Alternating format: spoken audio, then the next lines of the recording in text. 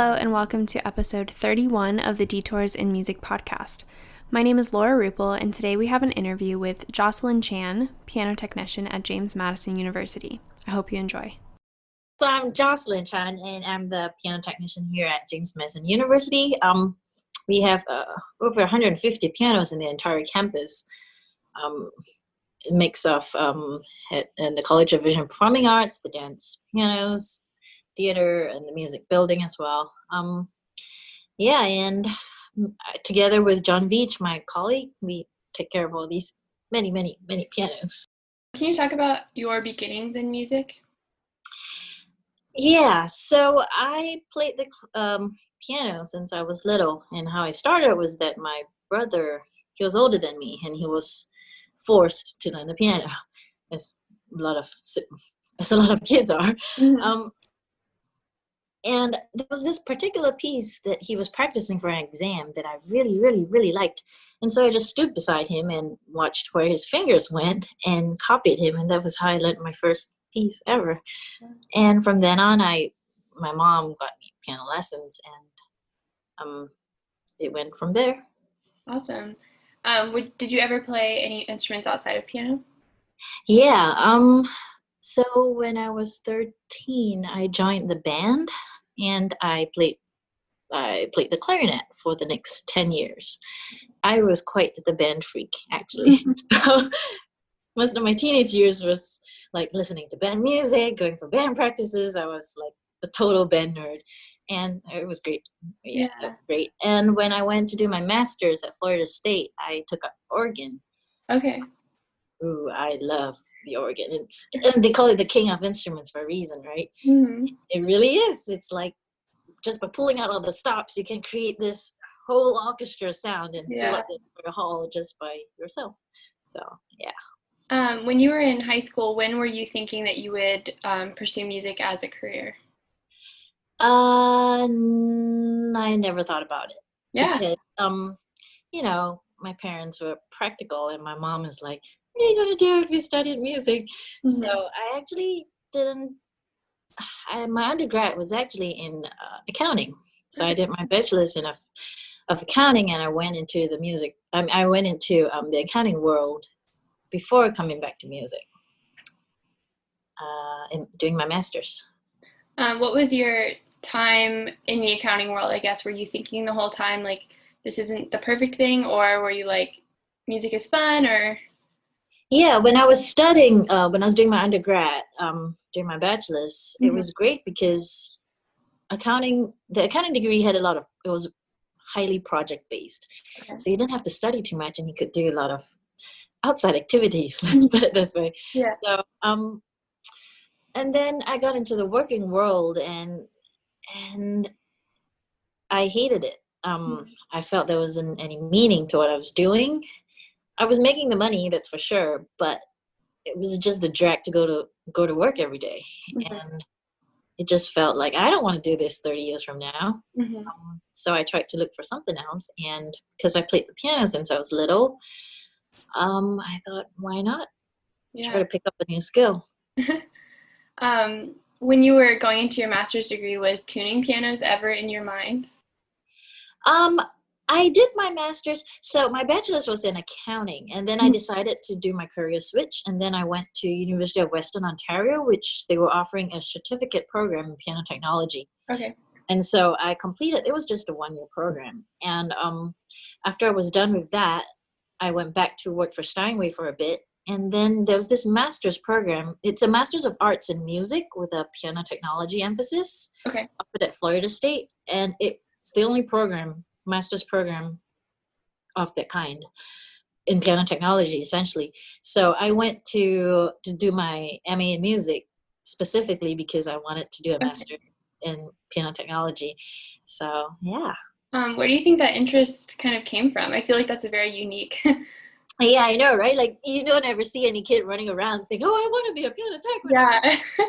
Yeah, everybody who lands in this job kind of has their own story. Mm-hmm. I guess for me, it was driven by me not liking my current job, and my love for the piano and music. Mm-hmm. I actually taught piano in a music studio all throughout my college years, on the weekends, like to little kids, and I loved it. It was a lot of fun, but it was also really tiring Mm-hmm. to have the energy level. Um, and I just couldn't see myself doing it for long. So, and I wasn't good enough to play on the stage. So, what else could I do with the piano but work on it? And the more I looked into it, the more interesting piano technology was, because firstly, it was a skill that nobody could take away from me. I could only get better over time Mm-hmm. as I practiced my skill. And I do like the aspect that you're kind of like the unseen artist. Mm-hmm. You're like behind the scenes working on the pianos, doing your art, because in a way it's its own art. But then I don't have the stress of performing in front of everybody. So Yeah. yeah, so And I if you thought, didn't do your work, then it would be very obvious to everyone else. oh yeah. You worked at Steinway, correct? Yes, in Singapore. Yep. Okay. What was that process like? As in process of getting the job or process of Or working? like, what did you do there? Yeah. The first time I worked for them, I was an in-house tech where they had two pianos, Bs. They were Bs, so they were like 7-foot pianos that they wanted to rebuild, and I got to rebuild them. So I put new strings on, I put new parts on, and I refurbished the entire piano, two of them. That was my first stint with them, and then I went to Florida State after that. So that wasn't for too long.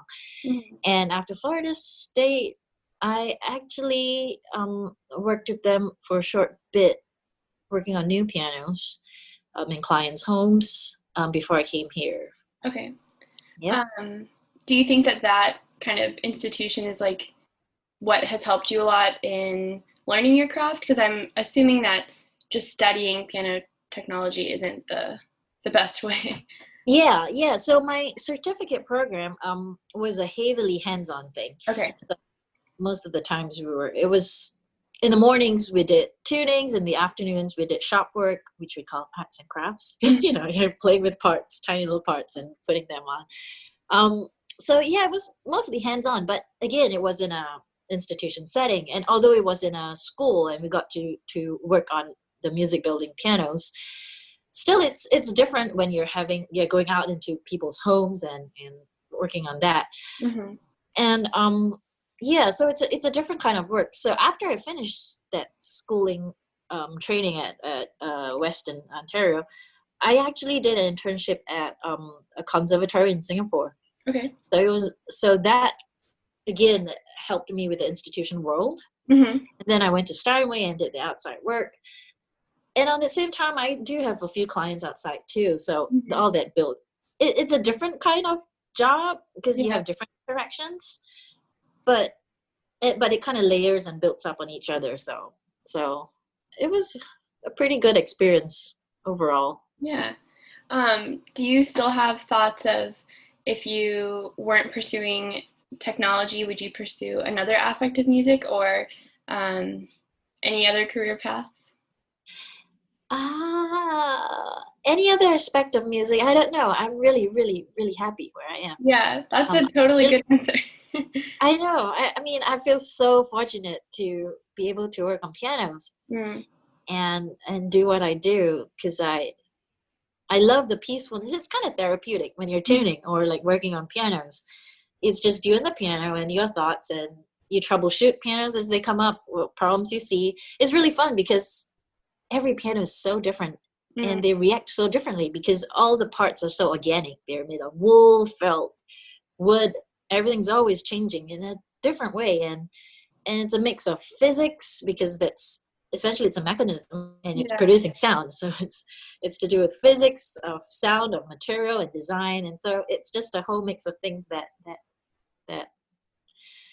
intrigues me, and I really enjoy it. So Yeah, I don't know.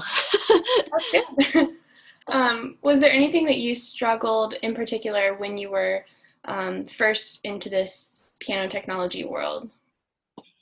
um um struggling, I do have things that I'm good with, like, for example, I'm really good at fine detail. Okay. Which are the, like, doing regulation of all the tiny parts of the piano. But big things, big, like, rebuilding jobs, like saying doing the finish of something or doing like big woodworking stuff, I am not the best at it. So yeah, that was a more difficult aspect, to learn, like, the big woodworking machines that I've never used before when I was little, and sometimes it gets taxing physically on your body, because the tuning pins have a lot of tension and you're moving like 230 pins for each piano. So that's also a challenge, actually, to keep your body fit so that you don't get injured, because I had a lot of friends who start having back problems. I mean, it's the same like pianists. They have to be aware of their postures not to get injured too. So yeah. Are the people who study tuning also the people that would build a piano? It is sometimes. There are rebuilding shops where I know my colleagues, they do both. Okay. But usually people kind of tend to have their own specializations. Yeah. Okay. And I do know of people who rebuild really well and tune really well, but I also do know of people who are like me, prefers to tune and regulate. And people who just prefer to rebuild. So yeah, because they seem very different to me. So saying the woodworking and everything, it's like, well, that does seem like a very different set of skills. Right. It's almost like cabinetry, like furniture making, because people sometimes use pianos as furniture. And they're so large too. Is there advice that you have for maybe people who aren't majoring in music, maybe are in a career that they're not super happy with, but they think, maybe I could love music? Is there any advice you have for people like that? Follow your heart. It was really difficult to do the switch, to be honest, financially. And I mean, Singapore, I grew up in Singapore, and it's a very pragmatic society. Okay. And that's why I went to study accounting, right? It's like, accounting, being a doctor or a lawyer and all that. So it was really hard, but I had support from close family. And that really did help. And I had a good amount of savings that I used to invest. But honestly, I'm really so much happier now than what I would probably be if I was. I mean, it's like you're working in that world and getting all that money, but what do you do with it? You don't have time to enjoy it. So yeah. I mean, and being a piano technician, one of the what I thought about why I wanted to be one is that I'm not going to be a millionaire, but I'm probably not going to be sleeping under the bridge by the river or something, right? So yeah, yeah, I guess. Would you say that your biggest detour in life was making that switch, or since then maybe a move or a job being a big detour for you? I think my biggest detour would be going in the accounting world and doing all that business side of things, which isn't the worst, actually, because piano techs do run their own businesses too. So it kind of complemented it. And I mean, I know things about tax and profits and the usual how to run it. So it wasn't too bad. And who's to say that what I'm doing now is not a detour to something else? Yeah, exactly. So yeah. Can you talk a little bit about what brought you to your position at JMU, and then maybe some of the things that are unique about your job here? What brought me here? The piano faculties. Okay. Well, they hired me, right? So, so literally speaking, yes, they brought me here. But no, it's really hard to. I mean, I know a lot of colleagues in institutions who find it difficult to work with piano faculties, because they are the ones that I work with the most, and they are the ones that I want to please, and I'm working on these pianos for them. So it's very important that I have a good relationship with them, and just interacting with them. they're great, and people make such a big difference in where Yeah. you work. One big reason I left my job was also because of the people I was working with. So yeah, so that's what brought me to GMU, and also I loved being in the Shenandoah Valley. Well, to be honest, when I first looked at GMU's job posting, I didn't know where Harrisonburg was. I looked at the map, and I saw, oh, it's surrounded by green. All right, that's where I'm going. Yeah. I mean, I love the outdoors, so that Yeah. was what brought me here. And it being an all Steinway school with great pianos, I was so impressed with the facilities, with the people, with the gorgeous campus, and the small town. I mean, I grew up in a city, but I really didn't like being in a city. I liked small towns with full of nature, and this was perfect. Yeah. So what makes GMU different, unique? Like I said, people are a big thing. You can find the same pianos, same facilities elsewhere, but you can't replicate people. Yeah. So that's one big thing. And I love how everybody is so, for the lack of a better word, nice. Really nice. Yeah. Genuinely nice. What's like a typical day for you at work? A typical day, well, I guess you could split it into when school is in session and when school's out of session. When school's in session, typically I'll come in. Usually the first thing I'll do is I'll check this repair box that I have just to see if there are any notices in there. And that's the first thing I usually hit if there are comments left by students that, oh, this piano, something's funky, something's wrong. And then it kind of depends on what the program is like for the day in terms of what performances there are. And then I'll check the halls if there are major important events going on. And then it would be a mix of trying to get into practice rooms or working on a piano if I have one open up in the shop currently. And fighting fires usually. Just seeing what anybody has any requests and doing my rounds.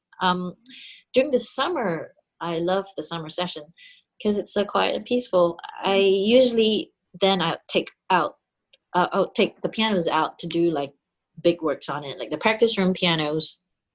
I'll pull an action out and work on it for like a week or two, do a rebuild if necessary, change parts, file the hammers, treat different parts to get them back to where they're worn out. Yeah, we're very lucky. Yeah, I think so too. That was a draw point for GMU. Like, wow, it's a great place with great facilities and great people. Take care of stuff, yeah. Well, the one that made me laugh the most, or the one that, let me pull it up. The one that I liked the most was Benjamin Britten's.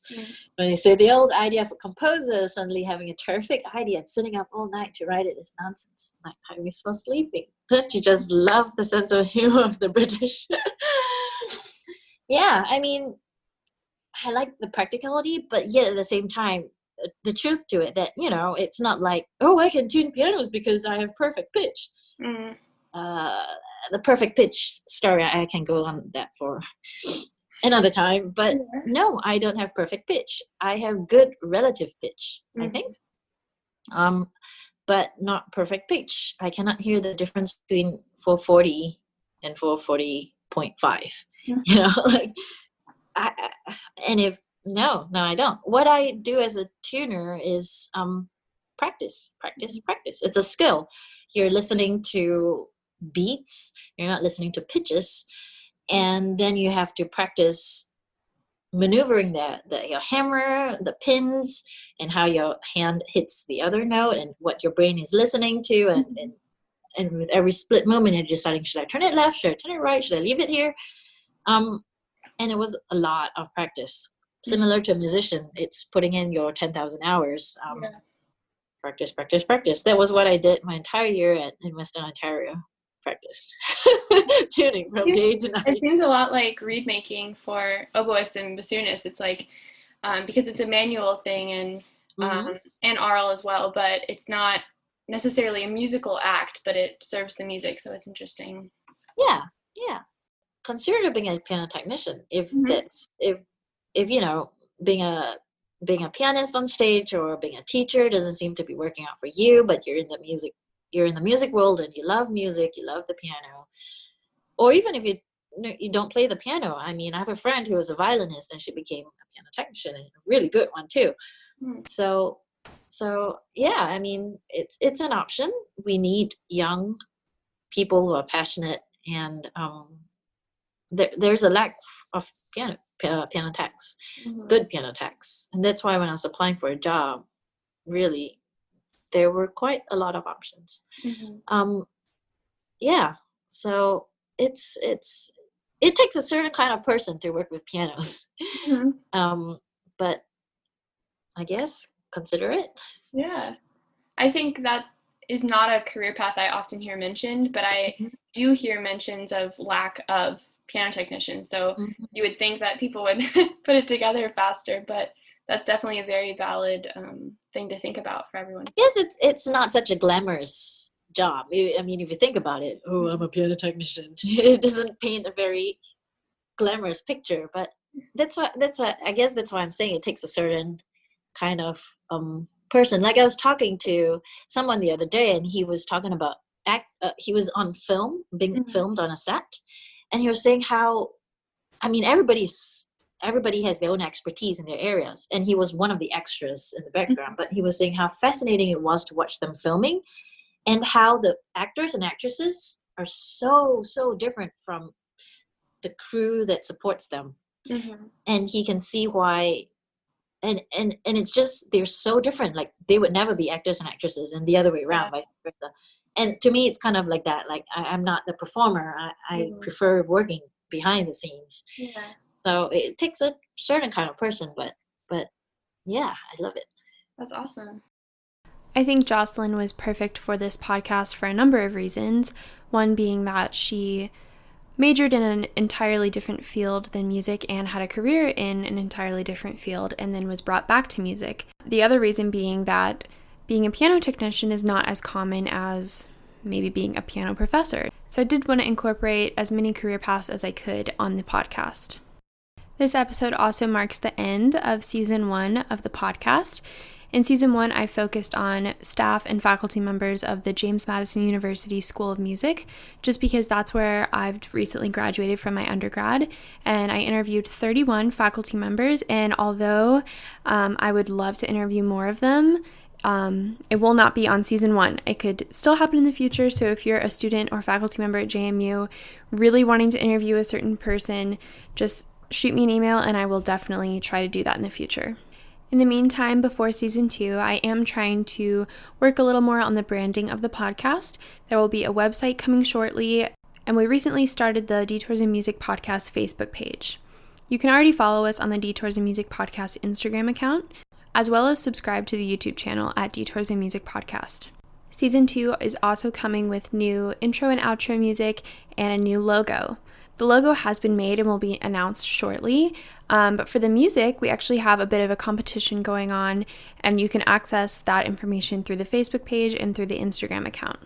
I'm planning on having season 2 focus on freelance musicians or just musicians outside of a single school that I would be focusing on. So if there's anyone out there in the music world that you want me to interview, again, send an email to detoursinmusicpodcast@gmail.com or comment on a post on the Detours in Music Podcast Instagram. Thank you for listening as always, and I hope you hear the next one when it's season 2.